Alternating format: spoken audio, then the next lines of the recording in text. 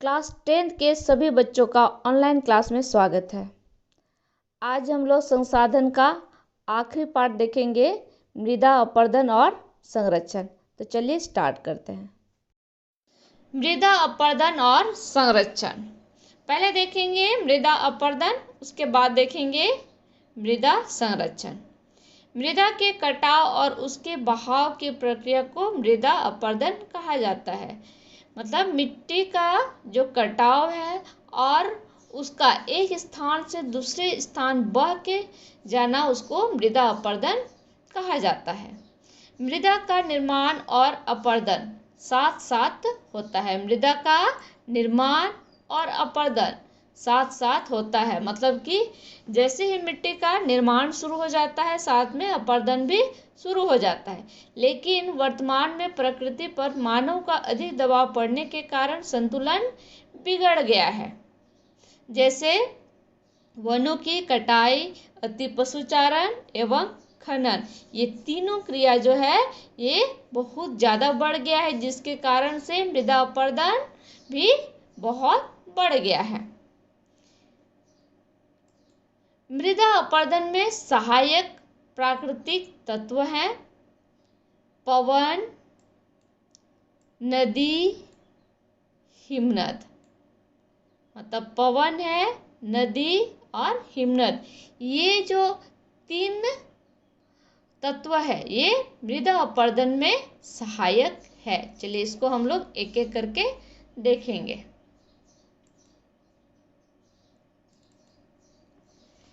पहला है नदी या जल द्वारा अपरदन। जल जब विस्तृत क्षेत्र में फैला हुआ ढाल के सहारे नीचे जाता है तो अपने साथ घुले हुए मृदा को बहा के ले जाता है। उसे जल द्वारा अपरदन कहते हैं। जल द्वारा जब कोई ढलान के सहारे जब जल नीचे उतरता है तो अपने क्षेत्र में, मतलब जो क्षेत्र से वो बह के जाता है, उस क्षेत्र का जो मिट्टी है उसको वो अपने साथ बहा के ले जाता है और जिससे उस क्षेत्र का अपरदन होता है। हम लोग एक उदाहरण द्वारा इसको देख सकते हैं। देखिए, जिस क्षेत्र से ये नदी बड़ा हो या छोटा नदी हो, देखिए किनारे का भाग उसका इस तरह से रहता है। आप लोग यहाँ देख सकते हैं, ये वाला जो नदी का किनारे वाला भाग है ये कितना यहाँ अपरदित हो गया है। यहाँ भी आप लोग देख सकते हैं, ठीक है।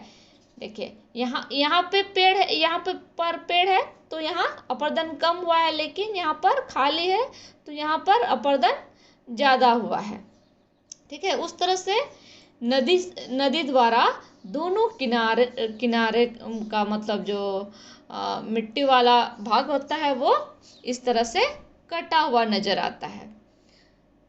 यहाँ भी देख सकते हैं, ये भी जल द्वारा ही अपरदन है। देखिए ये समुद्र है और ये समुद्र के किनारे वाला भाग है। आप लोग देख सकते हैं किस तरह से यहाँ पे दिख रहा है कि मिट्टी का अपरदन हुआ है। समुद्र में क्या होता है कि दिन भर उसमें मतलब लहर जो है वो आते रहता है। कभी छोटा लहर आता है तो कभी बड़ा बड़ा लहर आता है। तो और वो लहर जो है किनारे से टकराता है और किनारे से जब टकराता है तो यहाँ का जो मिट्टी है वो नीचे खिसक कर चला जाता है। ऐसे में ये क्षेत्र का अगर पेड़ पौधा ना हो तो ये पूरा अपरदित हो जाता है। उसके बाद है पवन द्वारा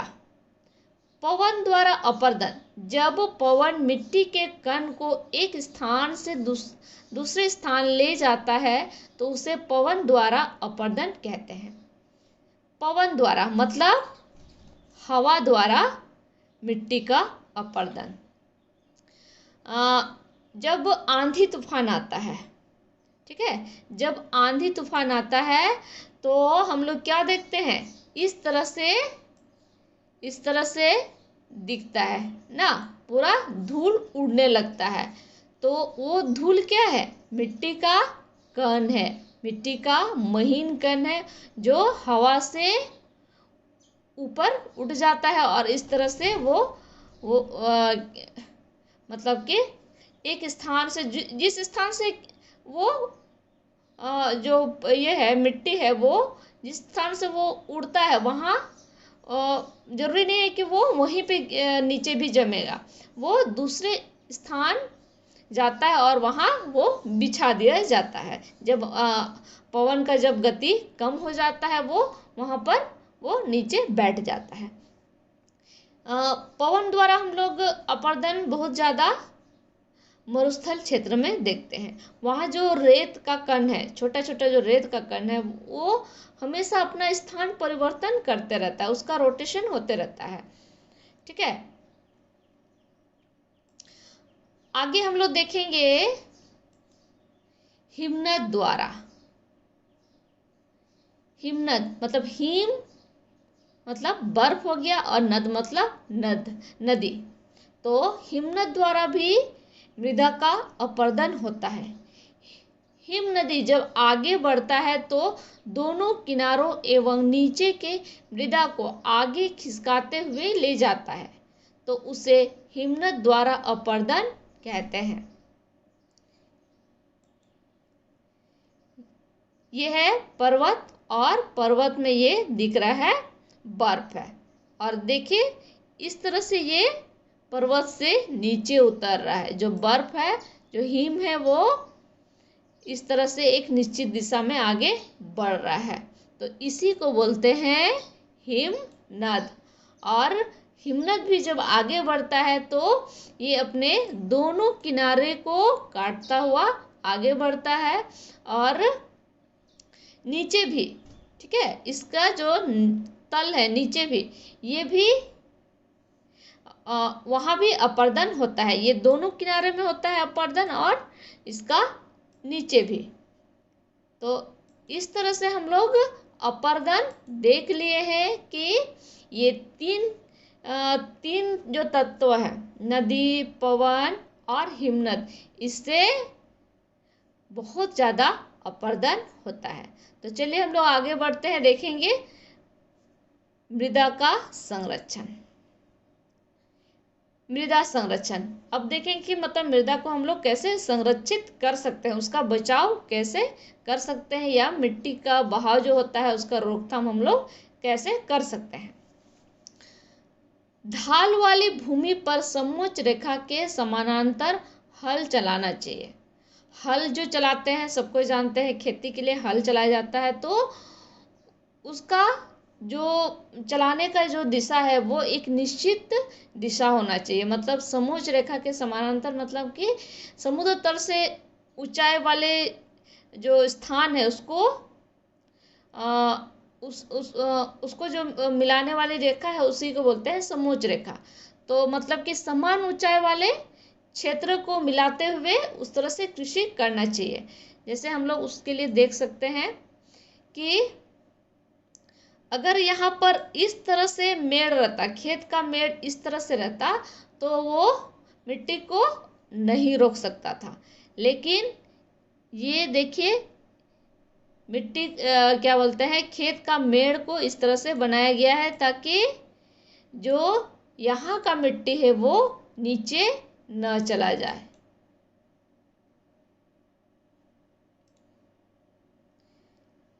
ढालों पर सोपान या सीढ़ीदार खेत का निर्माण करना चाहिए। ढालों पर सोपान या सीढ़ीदार खेत का निर्माण करना चाहिए। चलिए उसको भी हम लोग देखते हैं। ये है सीढ़ीनुमा खेत। देखिए ये पूरा सीढ़ी जैसे ही लग रहा है। तो इस तरह का खेती जो पहाड़ी क्षेत्र है वहाँ पर किया जाता है। अगर इस तरह से खेत का मेड़ नहीं रहता है, इस तरह से अगर नहीं रहेगा तो यहाँ का जो मिट्टी है वो नीचे चला जाएगा। तो इस तरह से जैसे भारत का हम लोग का उत्तर पूर्वी राज्य, वहाँ पर भी इस तरह का कृषि किया जाता है।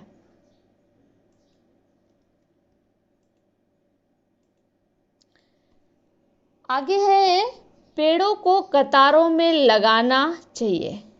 पेड़ को जो है कतारों में मतलब लाइन से लगाना चाहिए ताकि मृदा का अपरदन रोका जा सके। देखिए यहाँ पे आप देख सकते हैं कि यहाँ पूरा ऐसे ही खुला जगह दिख रहा है और किस तरह से जहाँ पेड़ दिख रहा है वहाँ पर अपरदन कम हुआ है, लेकिन उसके अलावे जो खाली जगह है वहाँ पर अपरदन पूरा नज़र आ रहा है। देखिए तो इसलिए इस क्षेत्र में ऐसा जो खाली पड़ा जो ज़मीन है वहाँ पर कतारों में पेड़ लगाना चाहिए। ठीक है, एक निश्चित दूरी में पेड़ सबको लगाना चाहिए, मतलब कि ताकि वहाँ का जो मिट्टी है वो पेड़ पौधा उसको पकड़ के रख सके। आगे है भूमि पर घास लगाना चाहिए। भूमि पर घास लगाना चाहिए। जो खाली ज़मीन है उसको ऐसे ही खाली नहीं छोड़ना चाहिए। वहाँ पर अगर खेती नहीं कर रहे हैं तो घास लगाना चाहिए। देखिए आप लोग इस फोटो में देख सकते हैं, इस साइड भी कुछ फसल लगा हुआ है और इस साइड भी कुछ फसल लगा हुआ है। बीच का जो रास्ता है, आने जाने का जो रास्ता है या खेत का जो मेड़ है वहाँ पर घास लगाया गया है ताकि वहाँ का मिट्टी का अपरदन ना हो सके। अगर यहाँ का मिट्टी का अपरदन हो जाएगा तो क्या होगा, आने जाने का जो रास्ता है वो ख़त्म हो जाएगा। इसलिए जो भी खाली ज़मीन है वहाँ पर घास लगाना चाहिए। इस तरह से हम लोग देख लिए मृदा अपरदन और मृदा संरक्षण, और आज हम लोग का यहीं पर समाप्त होता है। संसाधन का जो चैप्टर है संसाधन वो यहीं पर समाप्त होता है।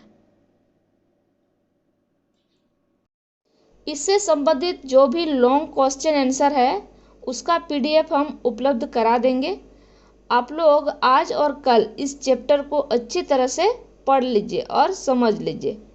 7/5/2020 बृहस्पतिवार को आप लोग का ऑनलाइन टेस्ट लेंगे।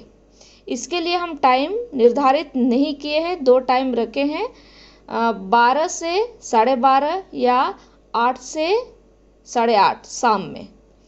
तो आप लोग एक समय सबको अपना अपना एक राय दीजिए जो समय में आपके पास मोबाइल रहेगा। तो इसके लिए टाइम बताने के लिए आप लोग DG ग्रुप में नहीं बताओगे। इसके लिए एक तो हमको पर्सनली अलग से व्हाट्सएप करके बताओगे, और नहीं तो जो वीडियो है वीडियो का कमेंट बॉक्स में कमेंट करके बताओगे, और इसके बाद हम एक टाइम आप सबके लिए अनाउंस कर देंगे। ये ऑनलाइन एग्ज़ाम किस प्रकार से होगा उसके लिए एक डेमो हम भेज देंगे। धन्यवाद।